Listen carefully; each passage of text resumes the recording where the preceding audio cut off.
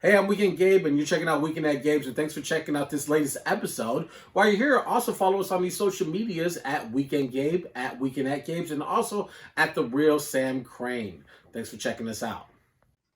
All right, joining us from somewhere, maybe on the Northwestern campus or somewhere in Illinois, maybe farther than that. We'll find out in just a minute. But the host of the Real Ones podcast, Ben Moskow, joins us here on Weekend at Gabe's. Good evening. How are you? Hey, what's going on, guys? I'm happy to be here. Yeah. Appreciate it. Are you on the Northwestern campus is my question. Yeah, so I am not. I'm in Austin, Texas for the fall. It was a quick move down here. I'm doing an internship at the Texas Monthly right now. So that's gonna take me to the end of the year, and then we'll see what happens after that. But right now, yeah, first time in Texas actually. So been interesting. Did you make it to the JFK rally? That's what everybody. I was gonna be like, yeah, actually, I was there. It was a big letdown, but wanted to save that for. Did you see anybody like even if you didn't attend yourself? Did you see anybody walking away with like a flag, looking kind of disappointed and disgruntled? Maybe riding public transit. Like anywhere. I think Austin is far enough from Dallas where that would not have been the case. It's about 3.5 hours. But look, people may have traveled that far to. You do not know the bounds of QAnon and the links they'll go to. So. I'm a little bit let down that you weren't there, but hey, maybe you guys will still have time to cover a future QAnon event, which is shortly in the making. But thanks for giving us your time. They're always going there. Never around the clock. The things you can count on: death, IRS taxes, and a QAnon rally somewhere. Yeah. You can count all those. But thanks for giving us your time. You're the host of the Real Ones podcast on the Project Filo podcast, or the platform that helps support artists from different mediums.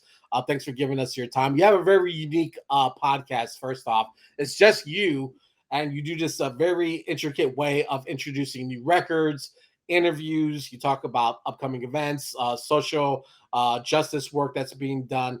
A lot of different transitions throughout the show that's filled in with a lot of information. It kind of feels inspired maybe by Sound Opinions or any of the NPR shows. And you all definitely have, which I'll give you a lot of credit, Ben. You definitely have that sweet radio voice of calmness. Oh yeah.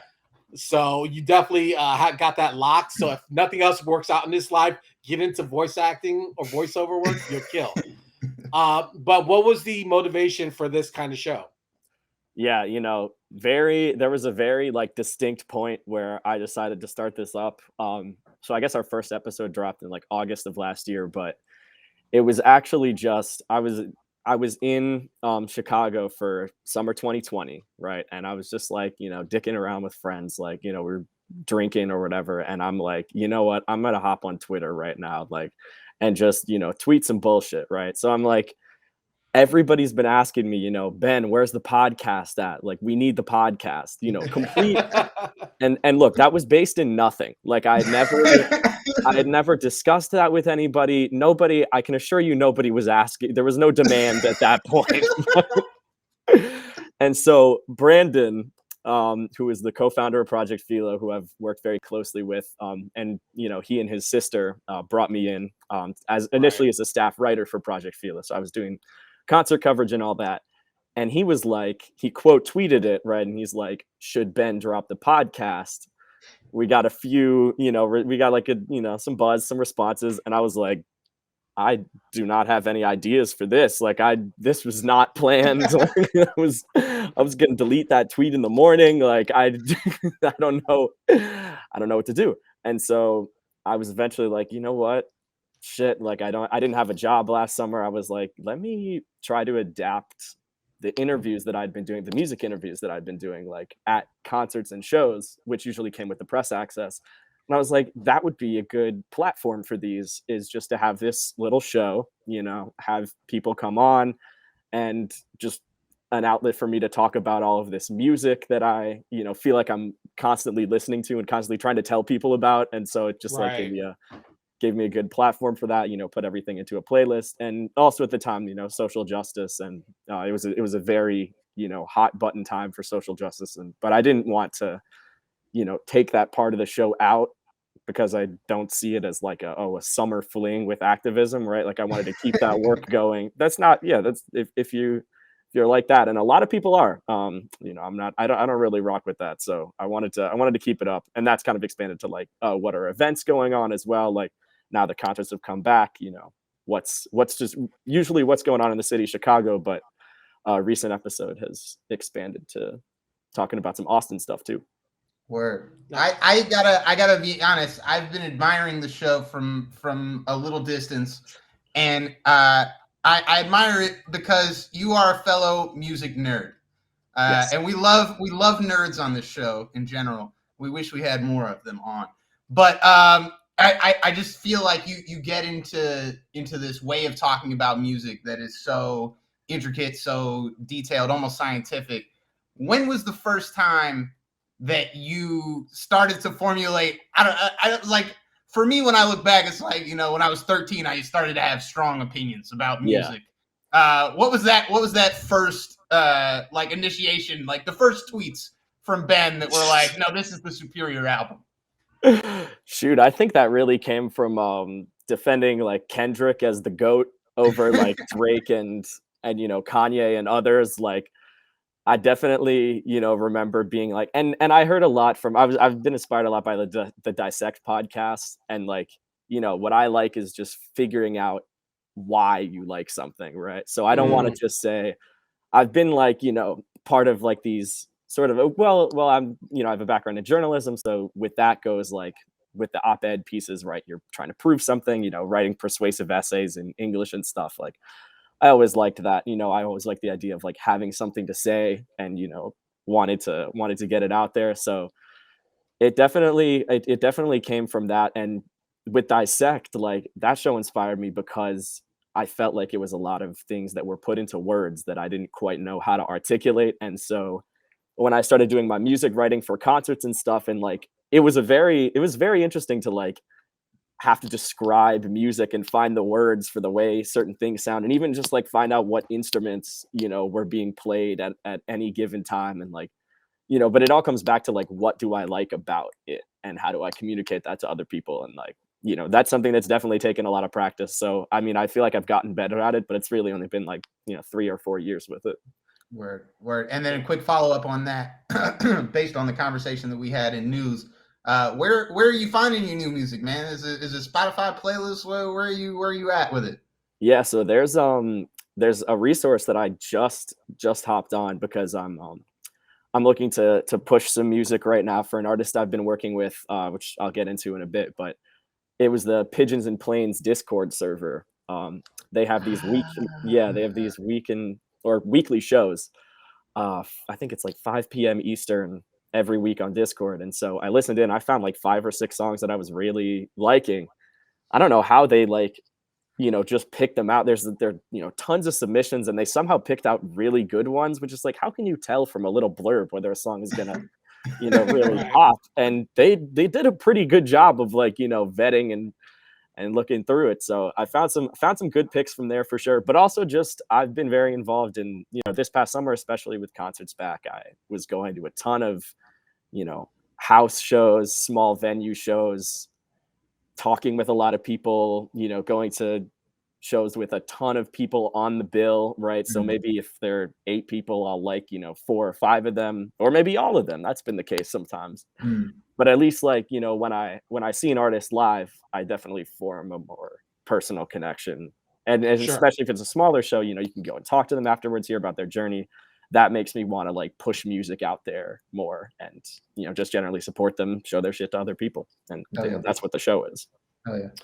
I want to talk a little bit about your podcast is on the Project Filo platform that supports different artists. Yeah. Talk a little bit about, I know you said you were doing some work for them before you jumped over to the creative side of doing the podcast and creating content.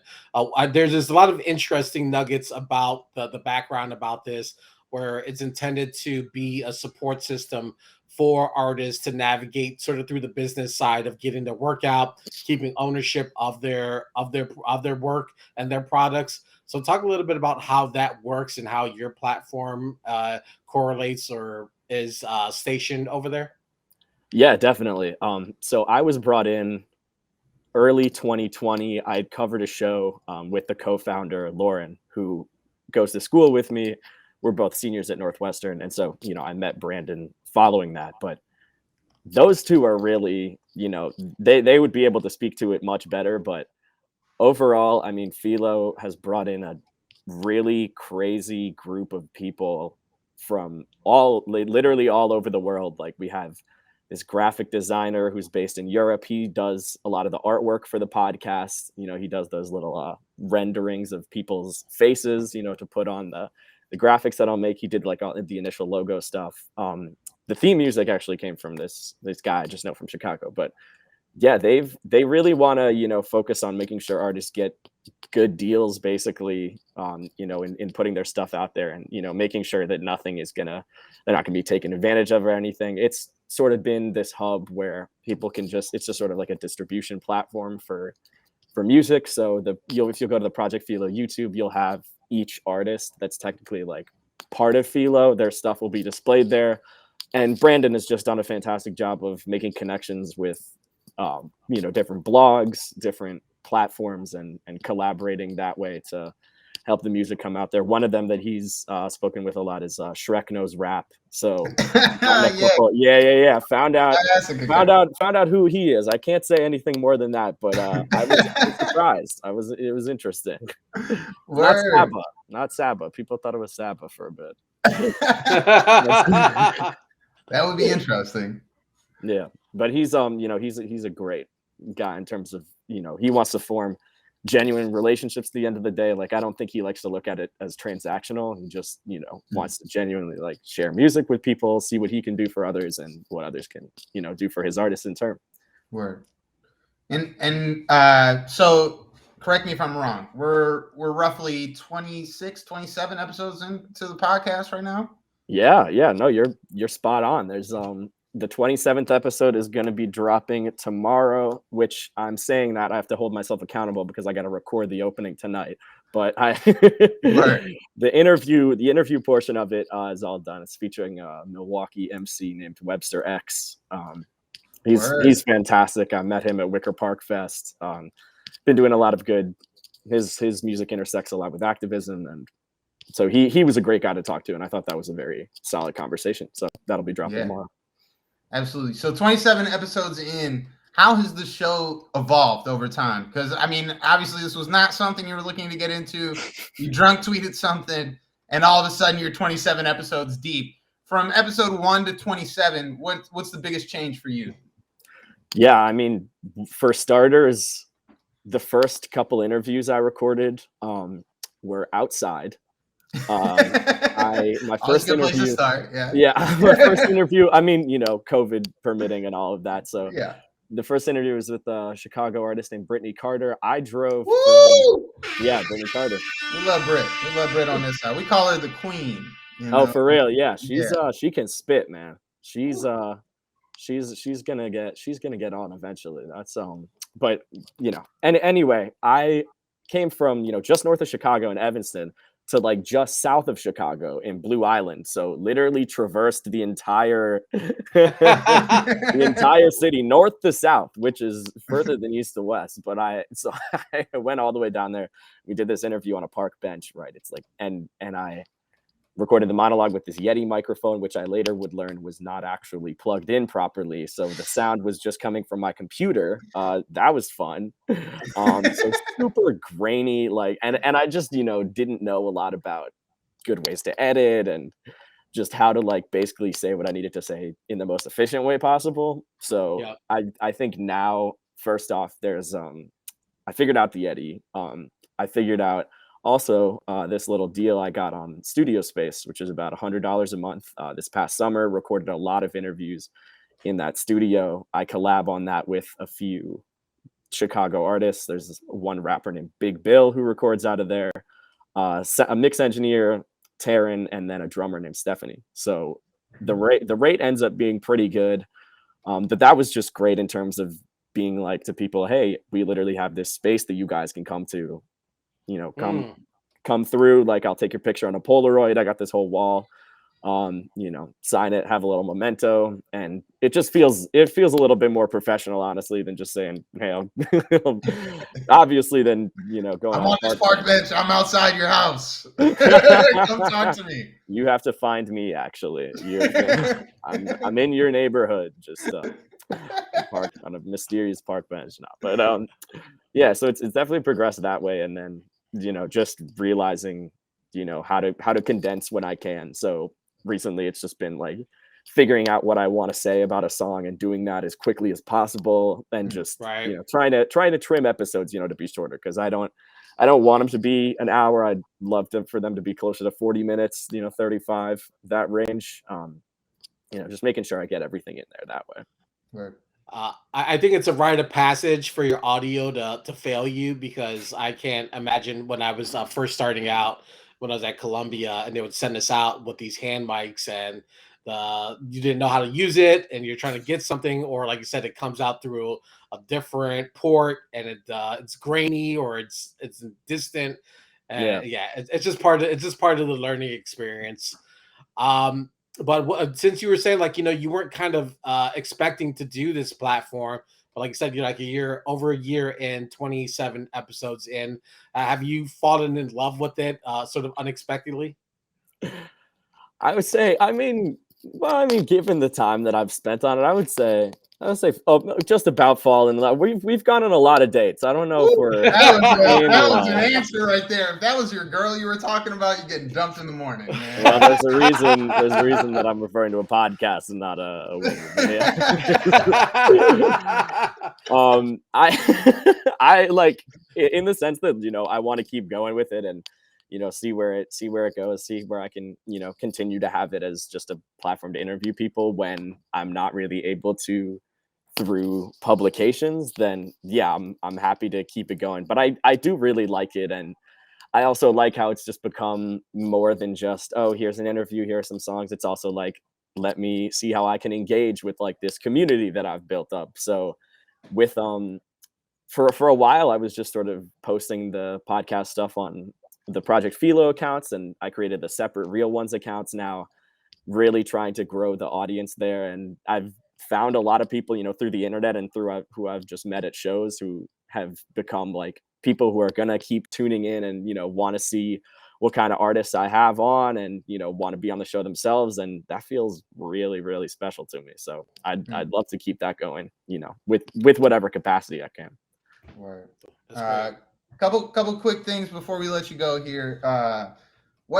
You talked about sort of articulating music and being able to say why you like a thing. Do you ever pivot yourself and put yourself in the audience's perspective and hazard a guess as to why they like your show?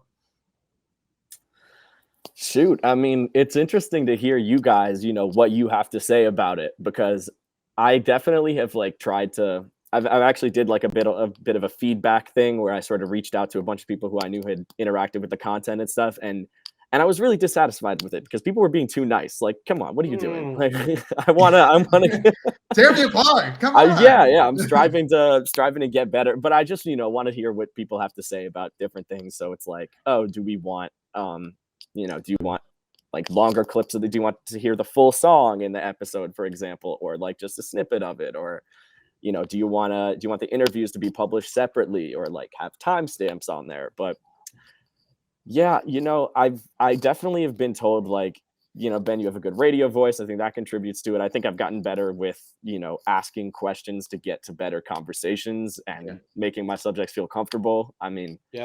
With that, I feel like I can produce good interview content at minimum. The editing stuff and the the marketing and the graphics and stuff, that's sort of secondary in terms of just what I have known how to do historically. But I've always been like a talker, so I think that's where my where my strength lies. Word. And then last question from me before I kick it back to Gabe. Me and Gabe go back and forth in our production meetings all the time about what's a good question, what's a bad question.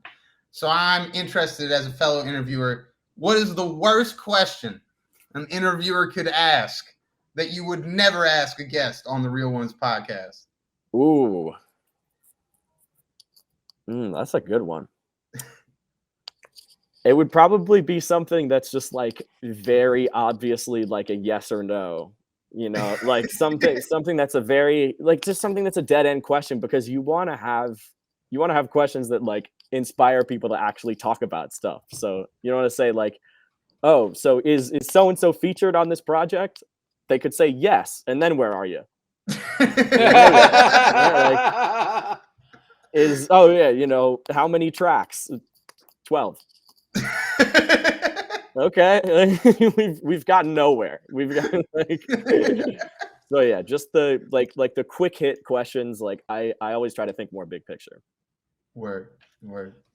I think that I remember listening to this NPR interview where it was the interview. I don't think he realized, he knew, but I don't think he realized that the guest didn't want to talk about it, and he asked about like her dead sister.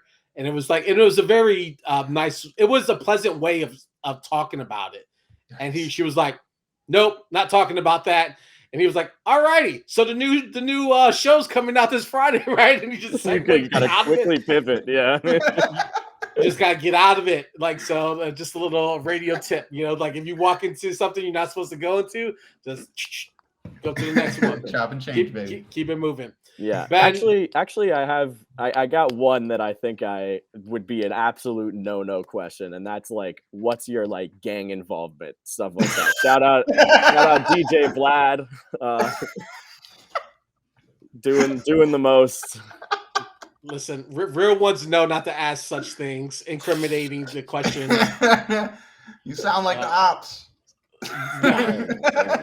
No questions about the streets. You bring it up if you want to. There you go. Ben, thank you so much for giving us your time. That's a great way to end it. Yeah, that's how we close out. Ben, thank you so much for giving us your time. The Real Ones podcast can be found on Apple Podcasts and Spotify. So go download and subscribe, put it into your life. It's a fantastic listen to. A lot of great music suggestions and great interviews. So keep doing what you're doing, man. We love it. I appreciate y'all. Thank you for having me on.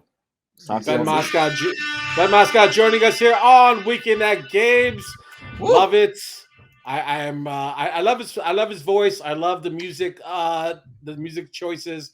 I found some really good stuff on the last week with Choteo. So there's a lot of good stuff on there. So I'm gonna go deep dive. I love it too because it makes me do less work. So people who are diving through the folders. Yeah, I mean, I like doing research on podcast people is less work for us because then all you have to do is watch the podcast. Usually it's like, hey, let's go watch this one interview that this one podcast did 3 years ago and not ask those same questions, Right, exactly. But no, shout out to Ben. You're absolutely right about the radio voice. And hopefully we'll see more from him soon.